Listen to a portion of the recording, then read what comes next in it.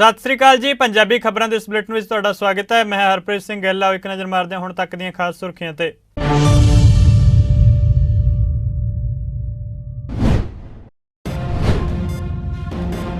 भारत ने कोरोना रोकू टीके दीयां 100 करोड़ खुराकां देण दा अंकड़ा कीता पार। पीएम मोदी ने देशवासियों नूं दित्ती मुबारकबाद।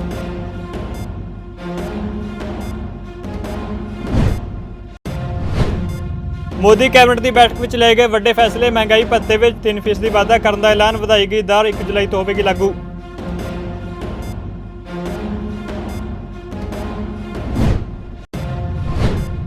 किसानों के अंदोलन कारण हाईवे को रोकने के मामले उत्ते सुप्रीम कोर्ट में हुई सुनवाई। अदालत ने कहा किसानों को विरोध प्रदर्शन करने का अधिकार, पर अणमिथे समय लिए सड़कों उत्ते जाम नहीं लाया जा सकता।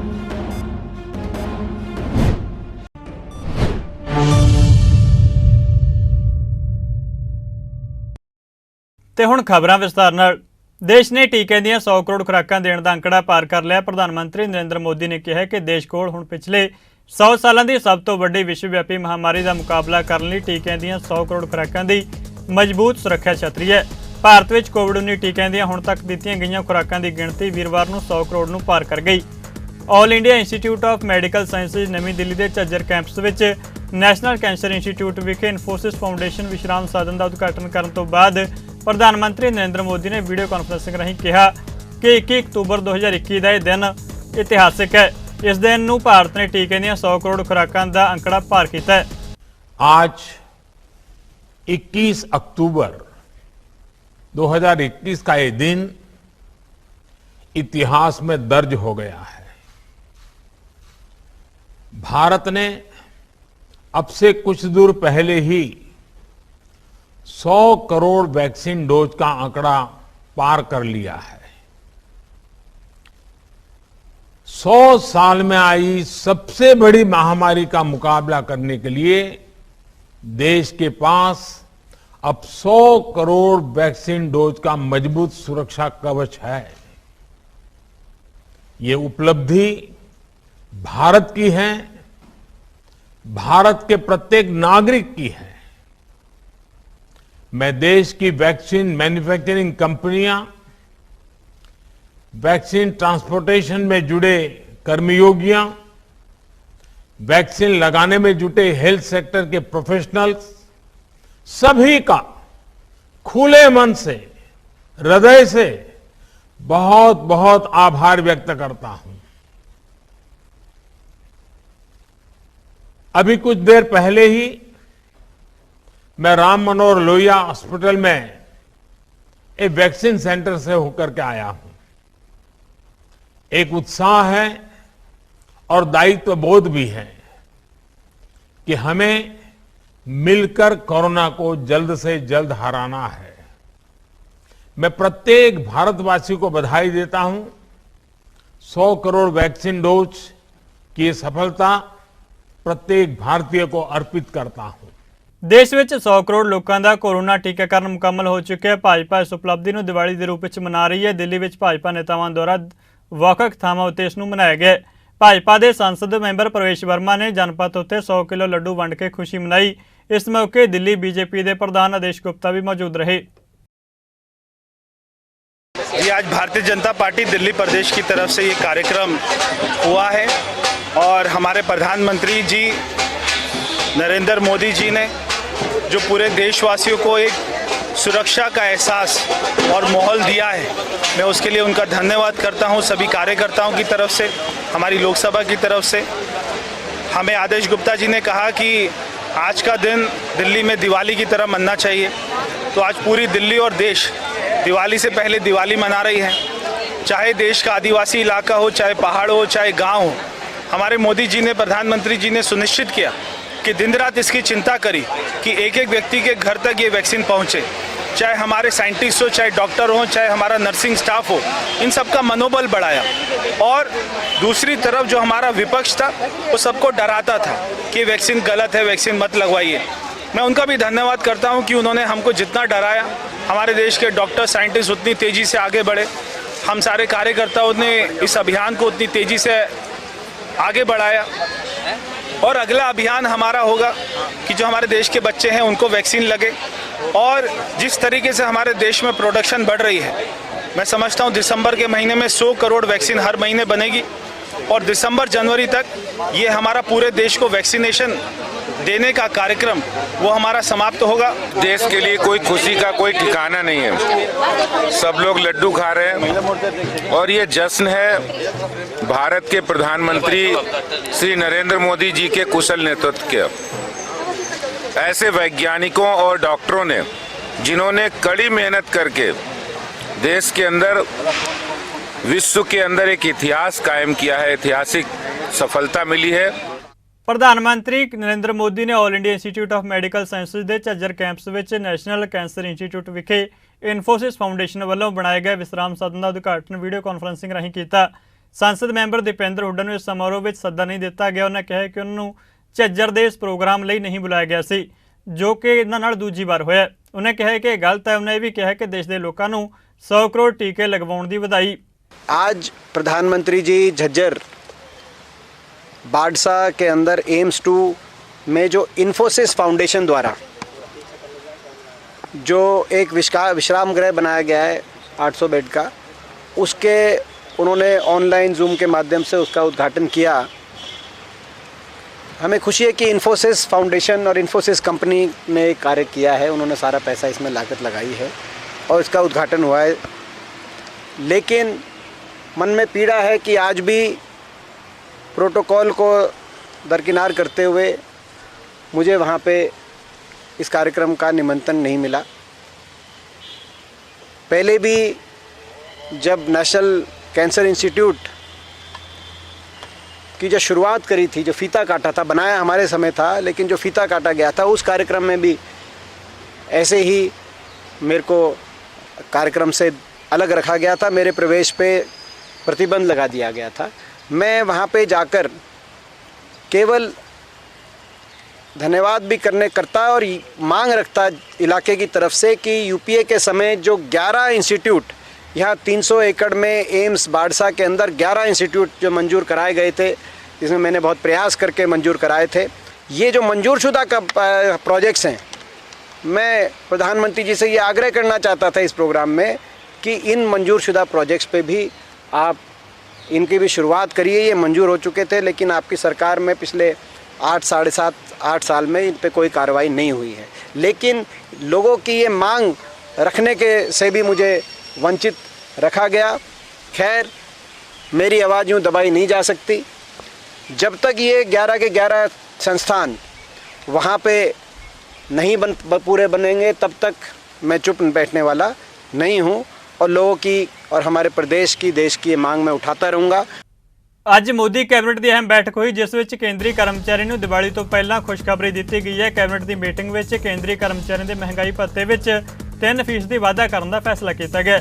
ਇਸ ਤੋਂ ਬਾਅਦ ਇਹ ਕੇਂਦਰੀ ਕਰਮਚਾਰੀਆਂ ਦਾ ਮਹਿੰਗਾਈ ਭੱਤਾ ਵੱਧ ਕੇ 31% ਹੋ ਜਾਵੇਗਾ। ਦੱਸ ਦਈਏ ਕਿ ਇਹ ਵਧਾਈ ਗਈ ਨਵੀਂ ਦਰ 1 ਜੁਲਾਈ ਤੋਂ ਲਾਗੂ ਹੋਵੇਗੀ। ਕਿਸਾਨਾਂ ਦੇ ਅੰਦੋਲਨ ਕਾਰਨ ਹਾਈਵੇ ਨੂੰ ਰੋਕਣ ਦੇ ਮਾਮਲੇ ਵਿੱਚ ਅੱਜ ਸੁਪਰੀਮ ਕੋਰਟ ਵਿੱਚ ਸੁਣਵਾਈ ਹੋਈ। ਕਿਸਾਨਾਂ ਦੇ ਅੰਦੋਲਨ ਦੇ ਮੱਦੇਨਜ਼ਰ ਕਿਸਾਨਾਂ ਨੂੰ ਹਟਾਉਣ ਦੀ ਮੰਗ ਵਾਲੀ ਸੁਣਵਾਈ ਸੁਪਰੀਮ ਕੋਰਟ ਵਿੱਚ ਮੁਲਤਵੀ ਕਰ ਦਿੱਤੀ ਗਈ ਹੈ। ਹਾਲਾਂਕਿ ਸੁਪਰੀਮ ਕੋਰਟ ਨੇ ਇਸ ਸੰਬੰਧ ਵਿੱਚ ਟਿੱਪਣੀ ਕੀਤੀ ਹੈ। ਸੁਪਰੀਮ ਕੋਰਟ ਨੇ ਕਿਹਾ ਕਿ ਕਿਸਾਨਾਂ ਨੂੰ ਵਿਰੋਧ ਪ੍ਰਦਰਸ਼ਨ ਕਰਨ ਦਾ ਅਧਿਕਾਰ ਹੈ, ਪਰ ਸੜਕਾਂ ਨੂੰ ਅਣਮਿੱਥੇ ਸਮੇਂ ਲਈ ਨਹੀਂ ਰੋਕਿਆ ਜਾ ਸਕਦਾ। ਅਦਾਲਤ ਨੇ ਕਿਸਾਨ ਯੂਨੀਅਨ ਨੂੰ ਇਸ ਪਟੀਸ਼ਨ ਦਾ ਜਵਾਬ ਦੇਣ ਲਈ ਕਿਹਾ। ਦੱਸ ਦਈਏ ਕਿ ਇਸ ਮਾਮਲੇ ਉੱਤੇ ਅਗਲੀ ਸੁਣਵਾਈ 7 ਦਸੰਬਰ ਨੂੰ ਹੋਵੇਗੀ। ਜਸਟਿਸ ਸੰਜੇ ਕ੍ਰਿਸ਼ਨ ਕੌਲ ਅਤੇ ਜਸਟਿਸ MM ਸੁੰਦਰੇਸ਼ ਦੇ ਬੈਂਚ ਅੱਗੇ ਸੁਪਰੀਮ ਕੋਰਟ ਵਿੱਚ ਸੁਣਵਾਈ ਹੋਈ, ਜਿਸ ਦੌਰਾਨ ਕਿਸਾਨਾਂ ਵੱਲੋਂ ਕਿਹਾ ਗਿਆ ਕਿ ਇਸ ਮਾਮਲੇ ਦੀ ਸੁਣਵਾਈ 2 ਹਫ਼ਤਿਆਂ ਬਾਅਦ ਹੋਣੀ ਚਾਹੀਦੀ ਹੈ। ਅਦਾਲਤ ਵਿੱਚ ਸੁਣਵਾਈ ਦੌਰਾਨ ਕਿਸਾਨਾਂ ਵੱਲੋਂ ਪੇਸ਼ ਹੋਏ ਵਕੀਲ ਦੁਸ਼ਯੰਤ ਦਵੇ ਨੇ ਕਿਹਾ ਕਿ ਨਾ ਤਾਂ ਸੜਕ ਜਾਮ ਕੀਤੀ ਗਈ ਹੈ ਤੇ ਨਾ ਹੀ ਕਿਸਾਨ ਨੇ ਇਸ ਨੂੰ ਬੰਦ ਕੀਤਾ ਹੈ।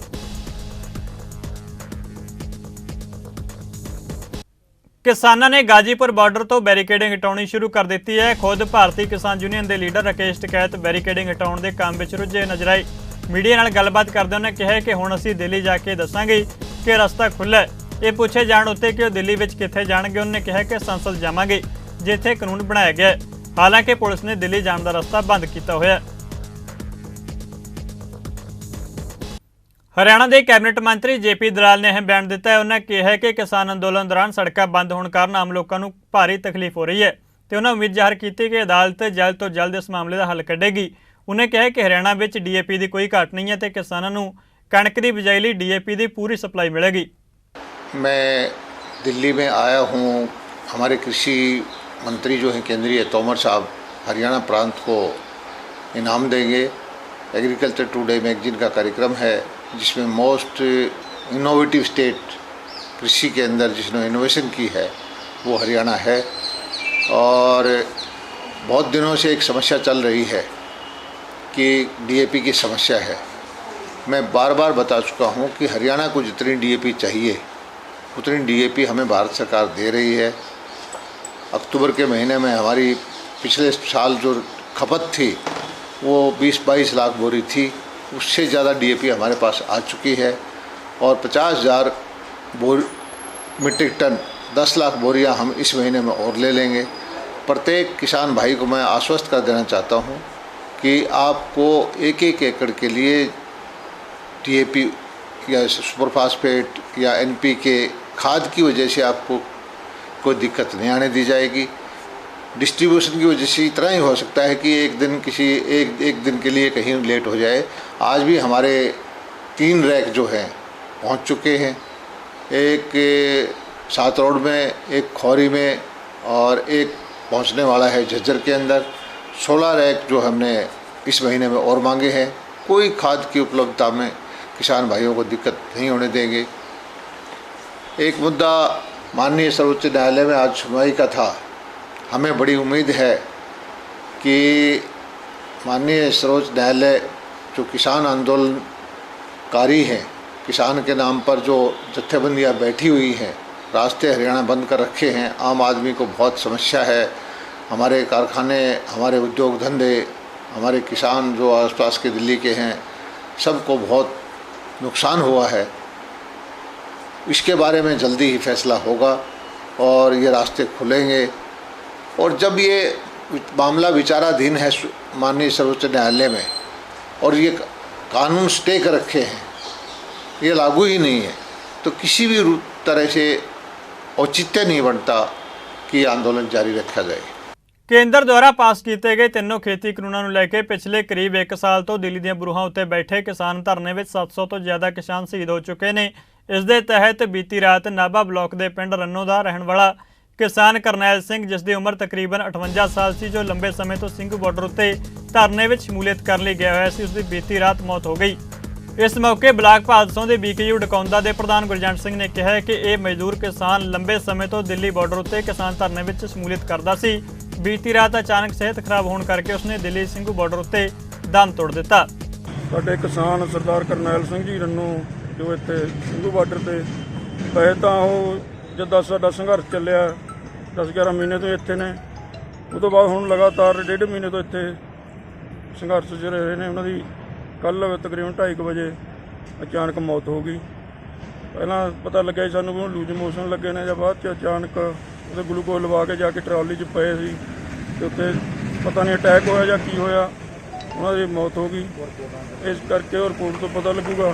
ਹੁਣ ਅਸੀਂ ਇੱਥੇ ਆਪਣੇ ਸੋਨੀਪਤ ਹਸਪੀਟਲ 'ਚ ਪਹੁੰਚੇ ਹਾਂ ਉਹਨਾਂ ਦੀ ਡੈੱਡ ਬੋਡੀ ਲੈਣ ਵਾਸਤੇ। ਮੱਧ ਪ੍ਰਦੇਸ਼ ਦੇ ਪਿੰਡ ਜ਼ਿਲ੍ਹੇ ਵਿੱਚ ਇੱਕ ਭਾਰਤੀ ਹਵਾਈ ਫੌਜ ਦਾ ਇੱਕ ਜਹਾਜ਼ ਹਾਦਸੇ ਦਾ ਸ਼ਿਕਾਰ ਹੋ ਕੇ ਜ਼ਮੀਨ ਉੱਤੇ ਡਿੱਗ ਗਿਆ। ਹਾਲਾਂਕਿ ਚੰਗੀ ਗੱਲ ਇਹ ਰਹੀ ਕਿ ਜਹਾਜ਼ ਉਡਾ ਰਿਹਾ ਪਾਇਲਟ ਸੁਰੱਖਿਅਤ ਬਚ ਨਿਕਲਣ 'ਚ ਕਾਮਯਾਬ ਰਿਹਾ। ਪੁਲਿਸ ਅਤੇ ਅਧਿਕਾਰਤ ਸੂਤਰਾਂ ਨੇ ਸ਼ੁਰੂਆਤੀ ਸੂਚਨਾਵਾਂ ਦੇ ਹਵਾਲੇ ਤੋਂ ਕਿਹਾ ਹੈ ਕਿ ਹਵਾਈ ਫੌਜ ਦਾ ਇਹ ਜਹਾਜ਼ ਪਿੰਡ ਦੇ ਦਿਹਾਤ ਥਾਣਾ ਖੇਤਰ ਦੇ ਇੱਕ ਖੇਤ ਵਿੱਚ ਹਾਦਸੇ ਦਾ ਸ਼ਿਕਾਰ ਹੋ ਕੇ ਡਿੱਗ ਗਿਆ। ਇਹ ਜਹਾਜ਼ ਭਾਰਤੀ ਹਵਾਈ ਫੌਜ ਦਾ ਮਿਰਾਜ 2000 ਦੱਸਿਆ ਜਾ ਰਿਹਾ ਹੈ, ਜਿਸ ਦਾ ਮਲਬਾ ਆਲੇ ਦੁਆਲੇ ਦੇ ਖੇਤਰ ਵਿੱਚ ਫੈਲ ਗਿਆ। ਸੂਤਰਾਂ ਨੇ ਦੱਸਿਆ ਕਿ ਜਹਾਜ਼ ਨੂੰ ਉਡਾ ਰਹੇ ਪਾਇਲਟ ਦੀ ਪਛਾਣ ਲੈਫਟੀਨੈਂਟ ਅਭਿਲਾਸ਼ ਦੇ ਰੂਪ ਵਿੱਚ ਹੋਈ ਹੈ।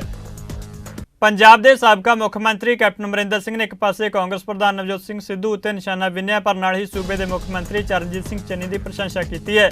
ਮੀਡੀਆ ਵਿੱਚ ਇੰਟਰਵਿਊ ਦੌਰਾਨ ਕੈਪਟਨ ਨੇ ਨਵੀਂ ਪਾਰਟੀ ਬਣਾਉਣ ਦਾ ਜ਼ਿਕਰ ਕੀਤਾ। ਉੱਥੇ ਹੀ ਉਹਨਾਂ ਇਹ ਗੱਲ ਵੀ ਸਪਸ਼ਟ ਕਹੀ ਕਿ ਜਦੋਂ ਤੱਕ ਕਿਸਾਨਾਂ ਦਾ ਮਸਲਾ ਹੱਲ ਨਹੀਂ ਹੁੰਦਾ, ਉਹ ਭਾਜਪਾ ਨਾਲ ਗੱਠਜੋੜ ਨਹੀਂ ਕਰਨਗੇ। ਉਹਨੇ ਕਿਹਾ ਕਿ ਉਹ ਕਿਸਾਨਾਂ ਦੀ ਸਮੱਸਿਆ ਨੂੰ ਹੱਲ ਕਰਨ ਲਈ ਕੇਂਦਰ ਸਰਕਾਰ ਅਤੇ ਕਿਸਾਨਾਂ ਦਰਮਿਆਨ ਵਿਚੋਲਗੀ ਕਰਨ ਲਈ ਤਿਆਰ ਨੇ।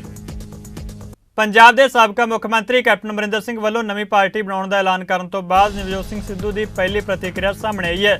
ਕੈਪਟਨ ਅਮਰਿੰਦਰ ਸਿੰਘ ਉੱਤੇ ਨਵਜੋਤ ਸਿੰਘ ਸਿੱਧੂ ਨੇ ਟਵਿੱਟਰ ਜ਼ਰੀਏ ਵੱਡਾ ਹਮਲਾ ਬੋਲਿਆ। ਵੱਡਾ ਹਮਲਾ ਬੋਲਦੇ ਹੋਏ ਸਿੱਧੂ ਨੇ ਕੈਪਟਨ ਅਮਰਿੰਦਰ ਸਿੰਘ ਨੂੰ 3 ਕਾਲੇ ਖੇਤੀ ਕਾਨੂੰਨਾਂ ਦਾ ਨਿਰਮਾਤਾ ਤੱਕ ਕਹਿ ਦਿੱਤਾ। ਟਵਿੱਟਰ ਜ਼ਰੀਏ ਭੜਾਸ ਕੱਢਦੇ ਹੋਏ ਨਵਜੋਤ ਸਿੰਘ ਸਿੱਧੂ ਨੇ ਕਿਹਾ ਕਿ 3 ਕਾਲੇ ਕਾਨੂੰਨਾਂ ਦੇ ਨਿਰਮਾਤਾ ਕੈਪਟਨ ਅਮਰਿੰਦਰ ਸਿੰਘ ਨੇ, ਜੋ ਕਿ ਪੰਜਾਬ ਦੀ ਕਿਸਾਨੀ ਵਿੱਚ ਅੰਬਾਨੀ ਨੂੰ ਲੈ ਕੇ ਆਏ। ਕੈਪਟਨ ਨੇ 1-2 ਘਰਾਣਿਆਂ ਨੂੰ ਫਾਇਦਾ ਪਹੁੰਚਾਉਣ ਲਈ ਪੰਜਾਬ ਦੇ ਕਿਸਾਨਾਂ, ਛੋਟੇ ਵਪਾਰੀਆਂ ਤੇ ਮਜ਼ਦੂਰਾਂ ਨੂੰ ਬਰਬਾਦ ਕਰ ਦਿੱਤਾ ਹੈ।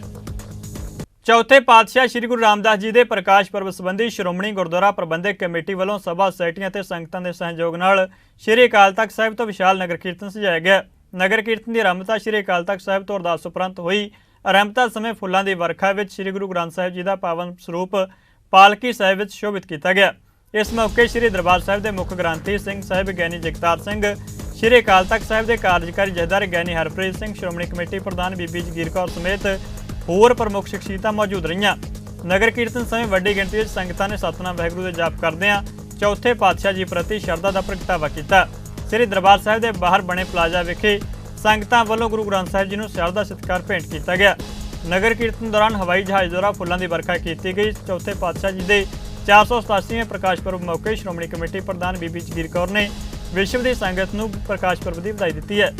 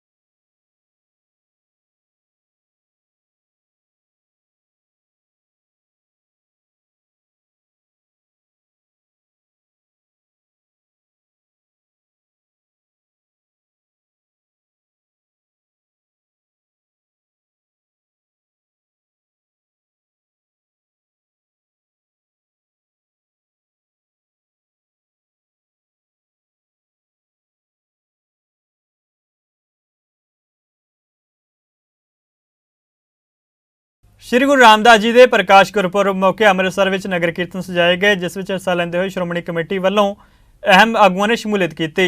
इस मौके चीफ खालसा दीवान के आगुआं ने भी नगर कीर्तन का भरवां स्वागत किया। इस मौके चीफ खालसा दीवान के प्रधान निर्मल सिंह भी मौजूद रहे, जिन्हों ने संगतां नूं प्रकाश गुरपुरब की बधाई दी है। जो अमृतसर शहर के बानी सन, उन्हां दा गुरपुरब है।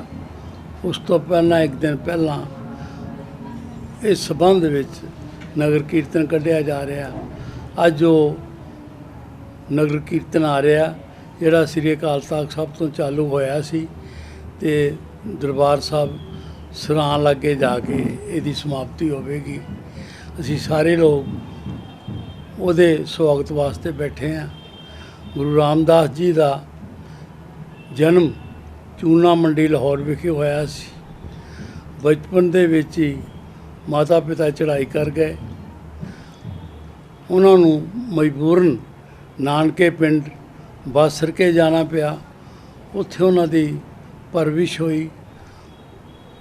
उत्थे रहिंदियां संगत गोविंदवाल साहब जिस वेले सरोवर की सेवा हो रही सी, गुरु रामदास जी उत्थे सेवा वास्ते एक दो बार गए ते उत्थे सेवा करदियां ही उन्हां दा नेड़ बहुत ज़्यादा सेवा करन के गुरु अमरदास जी नाल नेड़ हो गया।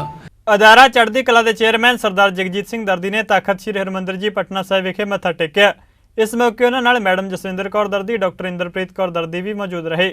इस मौके तखत श्री हरमंदिर जी पटना साहिब विखे तखत श्री हरमंदिर जी पटना साहिब के जथेदार ज्ञानी रणजीत सिंह गौहरे मस्कीन, तखत साहिब की प्रबंधक कमेटी के प्रधान जथेदार अवतार सिंह हित, जनरल सकत्तर इंद्रजीत सिंह समेत होर अहुदेदारां ने सरदार जगजीत सिंह दर्दी, मैडम जसविंदर कौर दर्दी, डॉक्टर इंद्रप्रीत कौर दर्दी, चढ़दी कला टाइम टीवी के दिल्ली तो डायरैक्टर अमृतपाल सिंह का सिरोपाव देकर सन्मानित किया। सरदार जगजीत सिंह दर्दी ने तखत साहिब विखे संगतां नूं संबोधन किया ते अपने विचार रखे। इस मौके उन्होंने कहा कि तखत साहिब विखे मत्था टेक के उन्होंने आशीर्वाद लिया।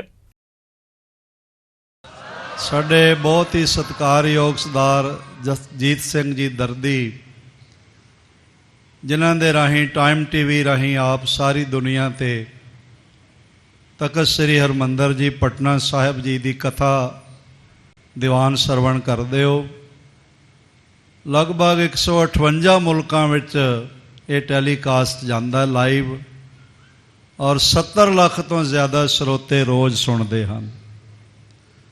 ਉਹਨਾਂ ਨੂੰ ਗੁਜ਼ਾਰਿਸ਼ ਹੈ, ਜਿਵੇਂ ਸਰਦਾਰ ਇੰਦਰਜੀਤ ਸਿੰਘ ਜੀ ਹੁਣਾਂ ਨੇ ਕਿਹਾ, ਉਹ ਚੰਦ ਮਿੰਟ ਸੰਗਤਾਂ ਤੋਂ ਮੁਖਾਤਬ ਹੋਣਗੇ। ਸਤਿਕਾਰਯੋਗ ਦਰਦੀ ਸਾਹਿਬ, ਉਹਨਾਂ ਦੇ ਵਿਚਾਰ ਸਰਵਣ ਕਰੀਏ। ਦਸਮ ਪਾਤਸ਼ਾਹ ਜੀ ਦੇ ਮਹਾਨ ਪ੍ਰਕਾਸ਼ ਸਥਾਨ ਤਖਤ ਸ੍ਰੀ ਹਰਿਮੰਦਰ ਜੀ ਪਟਨਾ ਸਾਹਿਬ, ਜਿੱਥੇ ਸਤਿਗੁਰੂ ਨਾਨਕ ਦੇਵ ਜੀ ਮਹਾਰਾਜ, ਗੁਰੂ ਤੇਗ ਬਹਾਦਰ ਸਾਹਿਬ ਜੀ ਮਹਾਰਾਜ ਅਤੇ ਉਹਨਾਂ ਦੇ ਹੋਣਹਾਰ ਬੇਟੇ ਗੋਬਿੰਦ ਰਾਏ ਜੀ ਦਾ ਪ੍ਰਕਾਸ਼ ਹੋਇਆ। ਵੱਡਿਆਂ ਭਾਗਾਂ ਵਾਲੇ ਹਾਂ। ਗੁਰੂ ਗੋਬਿੰਦ ਸਿੰਘ ਮਹਾਰਾਜ ਦੀਆਂ ਰਹਿਮਤਾਂ ਅਤੇ ਬਖਸ਼ਿਸ਼ਾਂ ਸਾਡੇ ਚੜ੍ਹਦੀ ਕਲਾ ਪਰਿਵਾਰ ਨੂੰ ਹਮੇਸ਼ਾ ਮਿਲਦੀਆਂ ਰਹੀਆਂ। ਗੁਰੂ ਕੀ ਸਾਧ ਸੰਗਤ, ਸਾਰਿਆਂ ਨੂੰ ਪਤਾ ਹੈ ਕਿ 3 ਮਹਾਂਪੁਰਸ਼ਾਂ ਨੂੰ ਸੱਚਖੰਡ ਸ੍ਰੀ ਹਜ਼ੂਰ ਸਾਹਿਬ ਵਿਖੇ ਦਸਮ ਪਾਤਸ਼ਾਹ ਦੇ ਦਰਸ਼ਨ ਹੋਏ। ਸ੍ਰੀਮਾਨ ਸੰਤ ਅਤਰ ਸਿੰਘ ਜੀ ਮਹਾਰਾਜ ਮਸਤਵਾਣਾ ਸਾਹਿਬ ਵਾਲੇ, ਸ੍ਰੀਮਾਨ ਸੰਤ ਨਿਧਾਨ ਸਿੰਘ ਜੀ ਲੰਗਰ ਸਾਹਿਬ ਹਜ਼ੂਰ ਸਾਹਿਬ ਵਾਲੇ ਅਤੇ ਭਾਈ ਸਾਹਿਬ ਭਾਈ ਰਣਧੀਰ ਸਿੰਘ ਜੀ। ਬਹੁਤ ਗੁਰੂ ਕੇ ਸਿੱਖਾਂ ਨੂੰ ਸਤਿਗੁਰੂ ਜੀ ਦੇ ਦਰਸ਼ਨ ਹੁੰਦੇ ਹਨ, ਲੇਕਿਨ 3 ਮਹਾਂਪੁਰਸ਼ਾਂ ਦਾ ਸਾਰੀ ਕੌਮ ਨੂੰ ਪਤਾ ਹੈ। ਮੈਂ ਸਤਿਗੁਰੂ ਅੱਗੇ ਸੀਸ ਨਵਾ ਕੇ ਸ਼ੁਕਰਾਨਾ ਕਰਦਾ ਹਾਂ ਕਿ 3 ਹੀ ਮਹਾਂਪੁਰਸ਼ਾਂ ਨੂੰ ਸਤਿਗੁਰੂ ਜੀ ਨੇ ਦਰਸ਼ਨ ਦੇਣ ਤੋਂ ਬਾਅਦ ਚੜ੍ਹਦੀ ਕਲਾ ਪਰਿਵਾਰ ਦੇ ਘਰ ਭੇਜਿਆ। ਸ੍ਰੀਮਾਨ ਸੰਤ ਅਤਰ ਸਿੰਘ ਜੀ ਮਹਾਰਾਜ 4 ਸਾਲ ਦੇ ਕਰੀਬ ਸਾਡੇ ਘਰ ਦੇ ਬਾਹਰ ਹੀ ਤਪੱਸਿਆ ਉਹਨਾਂ ਦੀ। ਸ੍ਰੀਮਾਨ ਸੰਤ ਨਿਧਾਨ ਸਿੰਘ ਜੀ ਮਹਾਰਾਜ ਨੂੰ ਜਦੋਂ ਵਰ ਮਿਲਿਆ, ਲੰਗਰ ਤੇਰਾ ਖੀਸਾ ਮੇਰਾ, ਤਾਂ ਸਤਿਗੁਰੂ ਜੀ ਨੇ ਸਾਡੇ ਉੱਤੇ ਕਿਰਪਾ ਕੀਤੀ। ਉਹ ਖੀਸਾ ਉਹਨਾਂ ਨੇ ਸਾਡੇ ਕਹੂਟਾ ਸ਼ਹਿਰ ਨੂੰ ਬਣਾਇਆ, ਜਿੱਥੇ ਪਾਕਿਸਤਾਨ ਨੇ ਐਟਮ ਬੰਬ ਬਣਾਇਆ ਹੋਇਆ ਹੈ। ਪੈਟਰੋਲ ਡੀਜ਼ਲ ਦੇ ਭਾਅ ਵਿੱਚ ਨਿਤ ਵਾਧਾ ਹੋ ਰਿਹਾ ਹੈ, ਜਿਸ ਨੂੰ ਲੈ ਕੇ ਟਰਾਂਸਪੋਰਟਰ ਕਾਫੀ ਦੁਖੀ ਨਜ਼ਰ ਆ ਰਹੇ ਨੇ। ਇਸੇ ਨੂੰ ਲੈ ਕੇ ਦਿੱਲੀ ਵਿੱਚ ਟਰਾਂਸਪੋਰਟਰਾਂ ਨੇ ਸਰਕਾਰ ਖਿਲਾਫ ਰੋਸ ਜ਼ਾਹਰ ਕੀਤਾ ਤੇ ਪੈਟਰੋਲ ਡੀਜ਼ਲ ਨੂੰ GST ਤਹਿਤ ਲਿਆਉਣ ਦੀ ਮੰਗ ਕੀਤੀ ਹੈ। ਜੋ ਅੱਜ ਦੀ ਡੇਟ 'ਚ ਪੈਟਰੋਲ ਡੀਜ਼ਲ ਵਧਿਆ, ਜਿਸ ਹਿਸਾਬ ਨਾਲ ਵਧਿਆ, ਅੱਜ ਤੋਂ 2-2.5 ਸਾਲ ਪਹਿਲੇ 45 ਰੁਪਏ ਲੀਟਰ ਡੀਜ਼ਲ ਸੀ। ਜਿਸ ਦਿਨ BJP ਸਰਕਾਰ ਆਈ ਸੀ, ਉਹਨਾਂ ਨੇ 45 ਰੁਪਏ ਤੱਕ ਲਿਆਂਦਾ। ਬਹੁਤ ਖੁਸ਼ ਹੋਏ ਕਿ 65 ਰੁਪਏ ਤੋਂ 45 ਰੁਪਏ ਆ ਗਿਆ। ਅਸੀਂ ਵੀ ਬਹੁਤ ਖੁਸ਼ ਹੋਏ। ਅੱਜ 45 ਦੀ ਜਗ੍ਹਾ 95 ਰੁਪਏ ਲੀਟਰ 96 ਰੁਪਏ ਹੋ ਗਿਆ। ਅੱਜ ਡਬਲ ਤੋਂ ਵੀ ਜ਼ਿਆਦਾ ਹੋ ਗਿਆ। ਜੇ ਉਸ ਹਿਸਾਬ ਨਾਲ ਮਹਿੰਗਾਈ ਗਿਣੀ ਜਾਏ तो वो हर चीज़, सब्जी क्या, टमाटर क्या, फ्रूट क्या, ਜਾਂ ਖਾਣ ਪੀਣ ਵਾਲੀਆਂ ਹੋਰ ਚੀਜ਼ਾਂ, ਟਰਾਂਸਪੋਰਟ ਟਰੱਕਾਂ ਵਾਲਿਆਂ ਲਈ ਇੰਨਾ ਪੈਟਰੋਲ ਡੀਜ਼ਲ ਮਹਿੰਗਾ ਹੋ ਗਿਆ ਕਿ ਉਹਨਾਂ ਨੂੰ ਭਰਪਾਈ ਕਰਨੀ ਬਹੁਤ ਮੁਸ਼ਕਲ ਹੋਈ ਆ। ਇੰਨਾ ਰੇਟ ਅੱਗੇ ਕਿਸੇ ਤੋਂ ਦੇ ਨਹੀਂ ਪਾ ਰਿਹਾ। ਕਰੋਨਾ ਤੋਂ ਜ਼ਿਆਦਾ ਹੁਣ ਮਹਾਮਾਰੀ ਇਸ ਟਾਈਮ ਪੈਟਰੋਲ ਡੀਜ਼ਲ ਨੇ ਫੈਲਾ ਰੱਖੀ ਹੈ। ਅਸੀਂ ਸਰਕਾਰਾਂ ਨੂੰ ਇਹ ਬੇਨਤੀ ਕਰਦੇ ਹਾਂ ਕਿ ਇਹਨੂੰ ਜਲਦੀ ਤੋਂ ਜਲਦੀ ਘਟਾਇਆ ਜਾਵੇ, GST ਦੇ ਅੰਦਰ ਲਿਆਂਦਾ ਜਾਵੇ और इनू जल्दी तो जल्दी GST के अंदर लिया के लोगों को सहूलत दी जाए। वाहिगुरू जी का खालसा, वाहिगुरू। दिक्कत क्या क्या आ रही है अगर बात करते हैं? दिक्कत आ रही है, देखो जी महामारी फैलती है ना, जिदा कह रहे हुण सवेरे उठ के बंदा सब तो पहले देखता भी अज अखबार दे विच किन्ने पैसे लीटर तेल वधिया हैगा। अज एक महामारी फैल चुकी है। हर एक बंदा सोच रहा भी मेरे घर का गुजारा किस तरह होएगा। अगर वो बाजार जाएगा तो भी पेट्रोल लगेगा। ਜਿਹੜਾ ਪੈਟਰੋਲ ਔਰ ਡੀਜ਼ਲ ਹੈ ਇੱਦਾਂ ਦੀ ਚੀਜ਼ ਹੈ, ਇਹਨਾਂ ਰੇਟ ਵਧਣ ਨਾਲ ਕੋਈ ਇਹ ਨਹੀਂ ਫਰਕ ਪੈਂਦਾ ਸਾਨੂੰ ਗੱਡੀ ਚਲਾਉਣ 'ਚ ਮਹਿੰਗਾਈ ਹੁੰਦੀ। ਇਹਨਾਂ ਪੂਰੇ ਹਿੰਦੁਸਤਾਨ ਦੀ ਵਿਵਸਥਾ ਵੱਧਦੀ ਹੈ। ਚਾਹੇ ਤੁਸੀਂ ਬਾਜ਼ਾਰੀ ਸਮਾਨ ਲੈ ਲਓ, ਘਰੇਲੂ ਸਮਾਨ ਲੈ ਲਓ, ਚਾਹੇ ਕਿਤੇ ਗੱਡੀ 'ਚ ਲੈ ਕੇ ਜਾਣਾ ਹੈਗਾ। ਪਰ ਅਸੀਂ ਸਰਕਾਰਾਂ ਨੂੰ, ਆਪਣੇ ਮਾਨਯੋਗ ਪ੍ਰਧਾਨ ਮੰਤਰੀ ਨਰਿੰਦਰ ਮੋਦੀ ਜੀ ਨੂੰ ਇੱਕੋ ਰਿਕੁਐਸਟ ਕਰ ਰਹੇ ਹੱਥ ਜੋੜ ਕੇ ਵੀ ਇਹਦਾ ਕੋਈ ਨਾ ਕੋਈ GST ਦੇ ਅੰਦਰ ਦਾਇਰਾ ਲਿਆਂਦਾ ਜਾਏ, ਜਾਂ ਜਿਹੜਾ ਕਿ ਸਟੇਟਾਂ ਵੈਟ ਲਾ ਰਹੀਆਂ कोई बैट माफ़ किया जाए। देखो आफत आँदी है, कल परसों आफत आई नैनीताल दे विच, बदल फट गया, प्रधानमंत्री योजना जो पैसा वंडिया गया। क्या स्टेटा अपने का कोई योगदान पाके आम पब्लिक नूं रोटी खाण जोगे कर सकदियां? बैट खत्म करके डीजल पेट्रोल थोड़ा सस्ता किया जाए। ਭਾਰਤ ਵਿਕਾਸ ਪ੍ਰੀਸ਼ਦ ਅੰਮ੍ਰਿਤਸਰ ਮੇਨ ਦੁਆਰਾ ਅਹਿਮ ਬੈਠਕ ਕੀਤੀ ਗਈ। ਨਵਨੀਤ ਬਹਿਲ ਅਤੇ ਸਕੱਤਰ ਸੁਮਿਤ ਪੁਰੀ ਦੀ ਪ੍ਰਧਾਨਗੀ ਹੇਠ ਇਸ ਮੀਟਿੰਗ ਦਾ ਆਯੋਜਨ ਕੀਤਾ ਗਿਆ, ਜਿਸ ਵਿੱਚ ਭਾਰਤ ਵਿਕਾਸ ਪ੍ਰੀਸ਼ਦ ਦੇ ਰਾਸ਼ਟਰੀ ਪ੍ਰਬੰਧਕੀ ਸਕੱਤਰ ਸੁਰੇਸ਼ ਜੈਨ ਮੁੱਖ ਮਹਿਮਾਨ ਵਜੋਂ ਹਾਜ਼ਰ ਹੋਏ। ਪ੍ਰਧਾਨ ਨਵਨੀਤ ਬਹਿਲ ਨੇ ਆਏ ਹੋਏ ਮਹਿਮਾਨਾਂ ਦਾ ਸਵਾਗਤ ਕੀਤਾ ਤੇ ਭਾਰਤ ਵਿਕਾਸ ਪ੍ਰੀਸ਼ਦ ਵੱਲੋਂ ਕੀਤੇ ਜਾ ਰਹੇ ਕੰਮਾਂ ਬਾਰੇ ਜਾਣਕਾਰੀ ਦਿੱਤੀ। ਪੰਜਾਬ ਦੇ ਮੁੱਖ ਮੰਤਰੀ ਚਰਨਜੀਤ ਸਿੰਘ ਚੰਨੀ ਨੇ ਹਲਕਾ ਰਾਜਸਥਾਨੀ ਵਿਖੇ ਰਾਮਤੀਰਥ ਦੇ ਇਤਿਹਾਸਿਕ ਵਾਲਮੀਕ ਮੰਦਿਰ ਵਿਖੇ ਵਾਲਮੀਕ ਜਯੰਤੀ ਦੇ ਦਿਹਾੜੇ ਉੱਤੇ ਸਮਾਗਮ ਵਿੱਚ ਸ਼ਮੂਲੀਅਤ ਕੀਤੀ। ਇਸ ਮੌਕੇ ਮੁੱਖ ਮੰਤਰੀ ਚੰਨੀ ਨੇ ਮੇਰਾ ਘਰ ਮੇਰੇ ਨਾਮ ਸਕੀਮ ਬਾਰੇ ਲੋਕਾਂ ਨੂੰ ਜਾਣਕਾਰੀ ਦਿੱਤੀ ਹੈ। ਜਿਹੜਾ ਮੇਰੇ ਬਾਪੂ ਦਾ ਘਰ ਹੈ, ਪਿੰਡ ਵਿੱਚ ਰਹਿਣ ਕਰਕੇ ਮੇਰੇ ਸਾਡੇ ਨਾਮ ਹੀ ਨਹੀਂ ਸੀ। ਬਾਪੂ ਨੇ ਦੁਕਾਨ ਵਾਸਤੇ ਲੋਨ ਲੈਣਾ ਸੀ, ਪ੍ਰਾਪਰਟੀ ਕੋਈ ਨਹੀਂ ਨਾਲ। ਸੋ ਐਸੀ ਹੁਣ ਇੱਕ ਸਕੀਮ ਲੈ ਕੇ ਆਏ ਹੈ, ਮੇਰਾ ਘਰ ਮੇਰੇ ਨਾਮ। ਉਹਦੇ ਵਿੱਚ ਲਾਲ ਲਾਈਨ ਦੇ ਅੰਦਰ ਜਿੰਨੇ ਡੋਰੇ ਦੇ ਘਰ ਪੈਂਦੇ ਆ, ਚਾਹੇ ਉਹ ਕਿਸੇ ਦਾ ਹੈ, ਕਿਸੇ ਵਰਗ ਦਾ ਬੰਦਾ ਹੈ, ਉਹਦੇ ਨਾਮ ਤੇ ਅਸੀਂ ਸੰਗਾ ਕਰਕੇ ਤੁਹਾਨੂੰ ਉਹ ਘਰ ਤੁਹਾਡੇ ਨਾਮ ਕਰਕੇ ਦੇ ਦੇਣਾ, ਤਾਂ ਕਿ ਘੱਟ ਤੋਂ ਘੱਟ ਐਸੀ ਵੀ ਕਿਸੇ ਜਾਇਦਾਦ ਦੇ ਮਾਲਕ ਹੋਈਏ। ਸਾਡੇ ਕੋਲ ਰਜਿਸਟਰੀ ਕੋਈ ਨਹੀਂ ਸੀ ਅੱਜ ਤੱਕ। ਜਿਹੜੇ ਪਿੰਡਾਂ ਦੇ ਵਿੱਚ ਲੋਕ ਰਹਿ ਰਹੇ, ਸ਼ਹਿਰ ਦੇ ਵਿੱਚ ਲੋਕ ਲਾਲ ਲਾਈਨ ਦੇ ਅੰਦਰ ਰਹਿੰਦੇ, ਉਹਨਾਂ ਦੀਆਂ ਪ੍ਰਾਪਰਟੀਆਂ ਉਹਨਾਂ ਦੇ ਨਾਮ ਨਹੀਂ। ਸੋ ਇੱਕ ਸਕੀਮ ਲੈ ਕੇ ਆਏ हैं, मेरा घर मेरे नाम ਤੇ ਸਭ ਦੇ ਘਰ ਉਹਨਾਂ ਦੇ ਨਾਮ ਕਰਨੇ ਹੈ। ਕੋਈ ਪੈਸਾ ਸਰਕਾਰ ਨੇ ਨਹੀਂ ਲੈਣਾ, ਤੁਹਾਡੀਆਂ ਪ੍ਰਾਪਰਟੀਆਂ ਤੁਹਾਨੂੰ ਦੇ ਦੇਣੀਆਂ। ਪੰਜਾਬੀ ਖਬਰਾਂ ਦੇ ਸਪਲੇਟ ਵਿੱਚ ਫਿਲਹਾਲ ਇੰਨੇ ਹੀ। ਜਾਂਦੇ ਜਾਂਦੇ ਨਜ਼ਰ ਮਾਰਦੇ ਹਾਂ ਮੌਸਮ ਦੇ ਹਾਲ ਤੇ। ਤੁਸੀਂ ਬਣੇ ਰਹੋ ਚੜ੍ਹਦੀ ਕਲਾ ਟਾਈਮ ਟੀਵੀ ਦੇ ਨਾਲ। ਧੰਨਵਾਦ।